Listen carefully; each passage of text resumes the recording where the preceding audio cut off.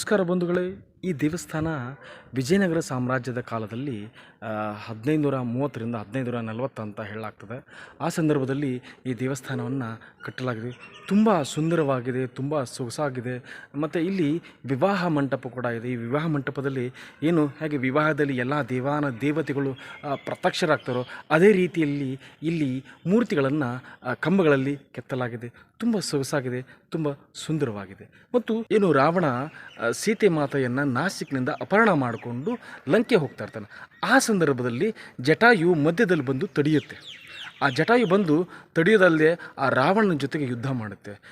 ಜಟಾಯು ಕೂಡ ರಾವಣನಷ್ಟೇ ಬಲಶಾಲಿ, ಆದರೂ ಕೂಡ ಜಟಾಯು ಸೋಲುತ್ತೆ. ಕಾರಣ ಏನಂತಂದರೆ, ಇಬ್ಬರು ಮಹಾನ್ ಯುದ್ಧ ಮಾಡುವಾಗ ಯುದ್ಧ ಮಾಡಿ ಇಬ್ಬರು ಸುಸ್ತಾಗ್ತಾರೆ. ಮತ್ತು ಆಗ ಅವರು ಪರಸ್ಪರ ಮಾತನಾಡ್ಕೊಳ್ತಾರೆ. ಏನಂತಂದರೆ, ರಾವಣ ಹೇಳ್ತಾನೆ, ನನ್ನ ಜೀವ ನನ್ನ ಪಾದಗಳಲ್ಲಿದೆ ಅಂತ ಹೇಳ್ತಾನೆ. ಆಗ ಜಟಾಯು ಕೂಡ ಹೇಳುತ್ತೆ, ನನ್ನ ಜೀವ ನನ್ನ ರೆಕ್ಕೆಯಲ್ಲಿದೆ ಅಂತ ಹೇಳ್ತದೆ.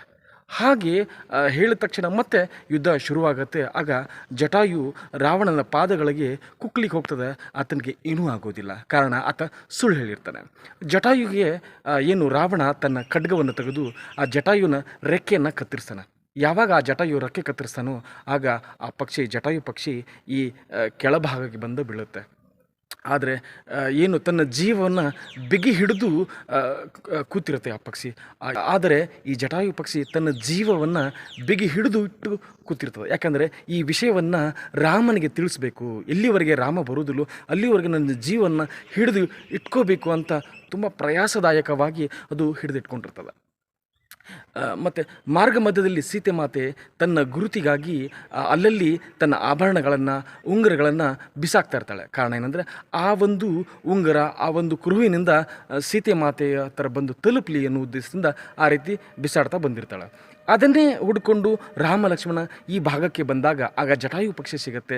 ಜಟಾಯು ಪಕ್ಷಿ ಬಂದ ತಕ್ಷಣ, ರಾಮ ಬಂದ ತಕ್ಷಣ ಪ್ರಣಾಮ ಹೇಳ್ತದೆ, ನನ್ನನ್ನು ಕ್ಷಮಿಸಿಬಿಡು, ನನ್ನನ್ನು ತುಂಬ ನೋವಿನಿಂದ ಅದು ಕೇಳ್ಕೊಳ್ತೇವೆ, ನನ್ನನ್ನು ತಪ್ಪಾಯಿತು, ನಾನು ಏನು ಮಾಡಬೇಕು ನನಗೆ ಗೊತ್ತಾಗಲಿಲ್ಲ ಅಂತ ಹೇಳ್ತದೆ.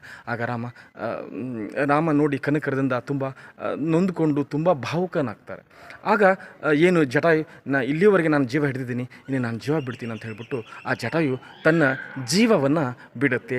ಆ ಕ್ಷೇತ್ರವೇ ಈ ಲೇಪಾಕ್ಷಿ. ಜಟಾಯು ಪಕ್ಷಿಯಿಂದಲೇ ಈ ಲೇಪಾಕ್ಷಿ ಅನ್ನೋ ಹೆಸರು ಇಲ್ಲಿ ಬಂದಿರುವಂಥದ್ದು ಬಂಧುಗಳೇ.